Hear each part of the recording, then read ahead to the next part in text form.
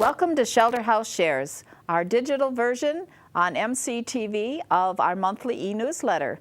We've been providing this short series of information about Shelterhouse to hope that our community becomes more aware of who we are and what we do. And today we're here to talk about the dynamics of domestic violence. And Kim, would you like to introduce yourself, please? Sure. My name's Kim Bruce, and I'm the Director of Programs and Client Services at Shelterhouse. I've been there for 11 years. So Kim, what is domestic violence? Well, some people have some misconceptions about that. So what we see with domestic violence is that it's a pattern of controlling behaviors. So there can be lots of different behaviors involved. It's not just physical.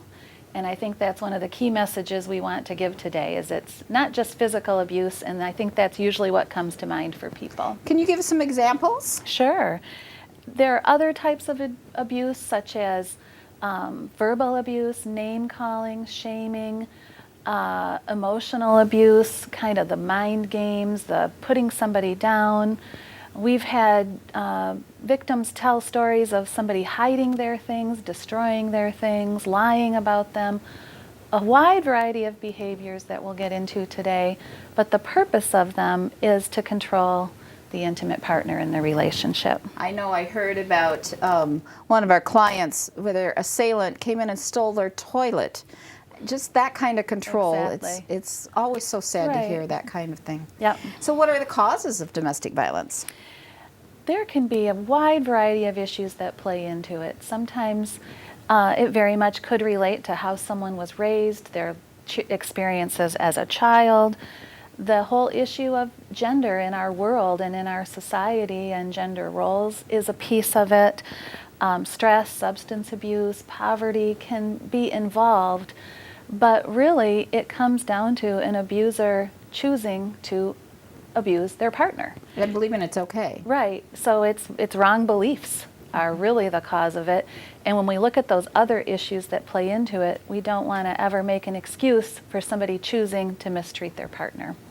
Yeah, we can all see bruises and we can see those kinds of things, but so often that's not what we see at Shelterhouse. And so can you describe for us, for example, intimidation? How might that Sure. look?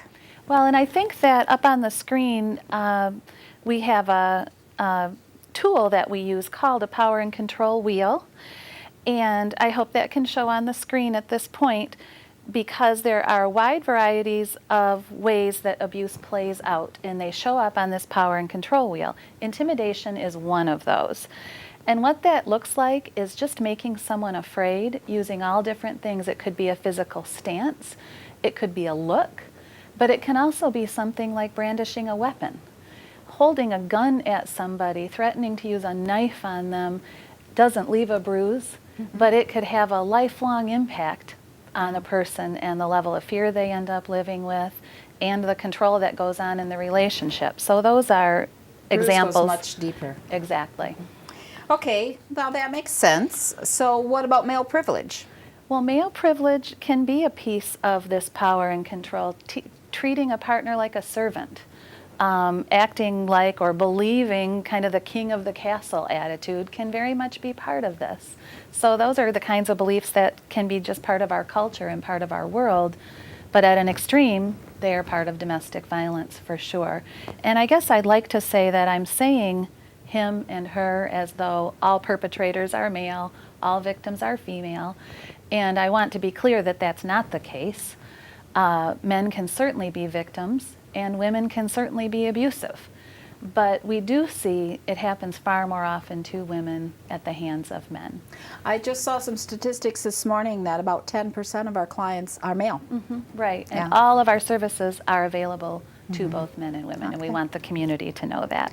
Okay, going back to the power and control wheel, why is minimizing, denying, and blaming often seen or not seen differently by others? So the person experiencing it, it's very different from maybe their neighbor.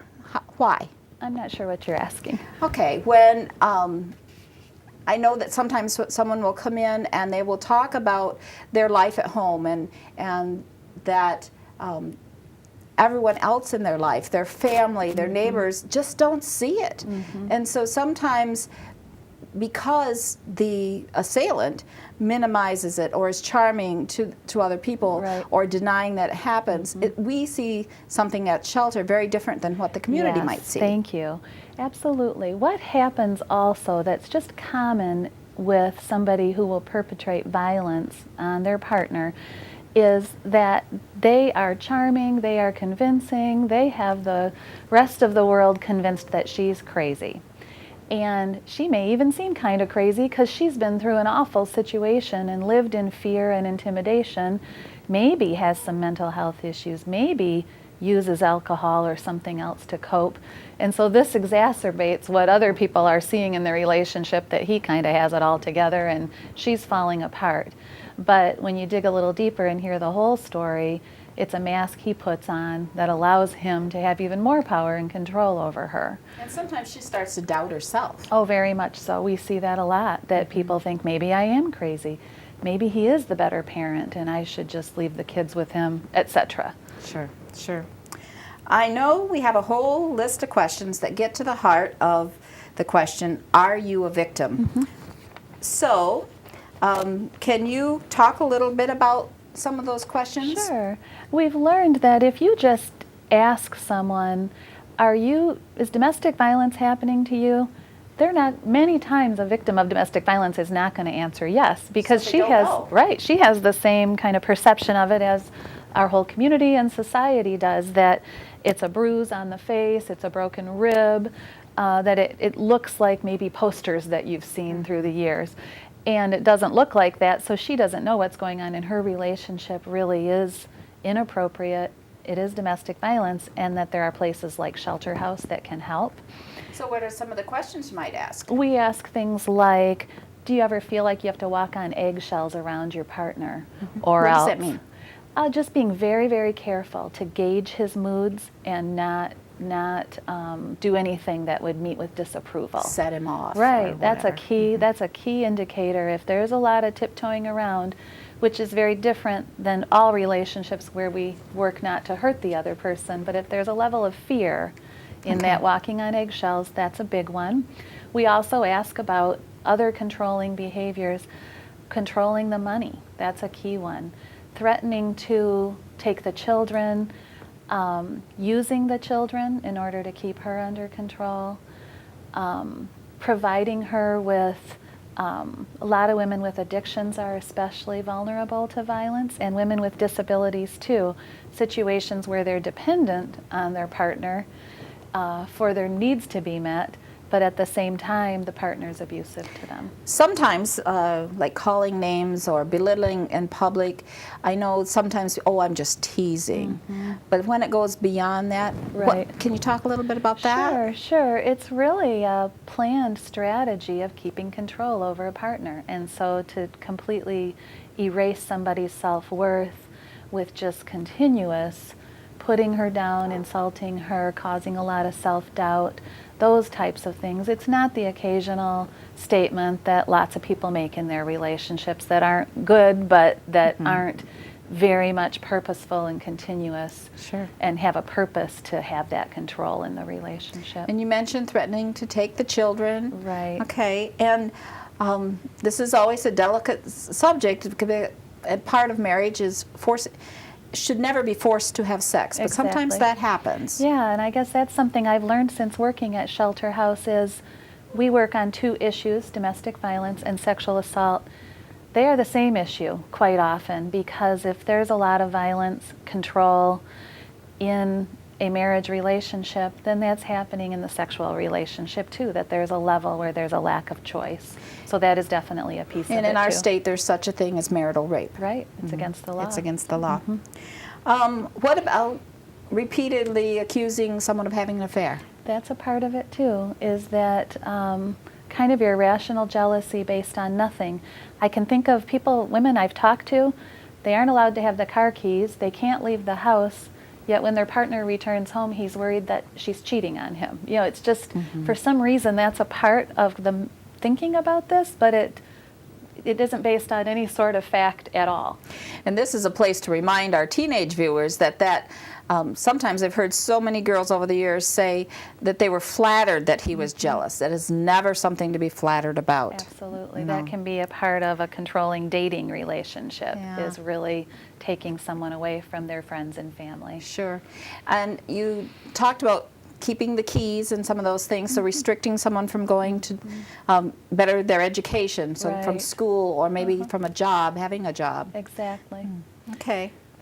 What about, like, if I'm a neighbor and I see my neighbor continually having cuts or bruises, and it seems like they're very clumsy then, because every time they explain them Right. away. Is that part of it, that they find themselves doing that? It certainly can be, is they don't want anybody to know. It happens in secret and it needs to stay secret, or else she may be hurt even worse. And so that should arouse suspicion in a neighbor. And it's appropriate for neighbors, friends, family to even call Shelterhouse about their concerns, or the police if there's a violent incident, Sure, of course. But we offer ideas for situations like that and kind of can think through how to handle that. I know that I would never, ever feel afraid of my husband. But there are women who do, but they think that that's normal. Right. But it's not. Right, and that's one of our other questions that is different than the question of, is domestic violence happening? Are you afraid of your partner? That's a biggie, and if a person is afraid, that's a big indicator something's off kilter. Even afraid to disagree. Right. Yeah. How about violence towards other people or animals? Is that common? Well, animals, yes, and threats of harming a family pet or actually harming a family pet can be a very big piece of controlling somebody. You know, we all love our pets. I love my tank, of course. And I've heard about them and seen his picture. Yes, I won't make it show on TV though. But that's a big way to keep somebody under control, is if she leaves, does she have to leave her pets? Or if she leaves, will he harm the pets? And so that can be a key feature. The other thing, just thinking about threatening other people, most abusers, their violence, their controlling behaviors happen only to their partner. And that's a key piece to think about. Sometimes people will say, he needs anger management. He really doesn't, because he doesn't have an anger issue. He is controlling his partner. He's not showing these behaviors at work or with other family members. So if there is a generalized angry at everybody, that's a little different, or quite different, than domestic violence. Correct. And I know that I heard around the office a discussion that sometimes it happens that the assailant will break possessions or damage the children's pictures or do some of those kinds of things. Right. Yeah, I know when law enforcement comes to a scene where domestic violence has taken place, one thing they look at to figure out who's the culprit here is whose possessions were damaged. And very much often it is her clothes have been cut up, or her dresser has been overturned, or her grandma's dishes have been smashed, which is very targeted behavior to intimidate somebody versus just generalized anger. Sure, sure. You had talked a little bit about isolation, so cutting someone off from their friends and families. Sure. And I remember watching, I think it was a TED Talk, where an executive was very much allowed to go to work, but then had no college friends, Right. had no contact with family. That's pretty typical too. Right, and that's on our power and control wheel as a tactic for sure. Friends and family give somebody support and somebody to talk to about all of this. And often that starts with something that feels positive, the idea that he wants to spend all of their time together and have all of her attention, and maybe lots of relationships feel that way Seems at very first. flattering. Right, but when it continues and when suddenly there can't be any contact, there can't be phone calls, that the person's becoming more and more vulnerable to the power and control. Sure. Another question that, because of the isolation, sometimes women become afraid, what'll happen if I leave? Yeah, and that really is where Shelterhouse so wants to be available and help. We really work to help women leave, but we also work with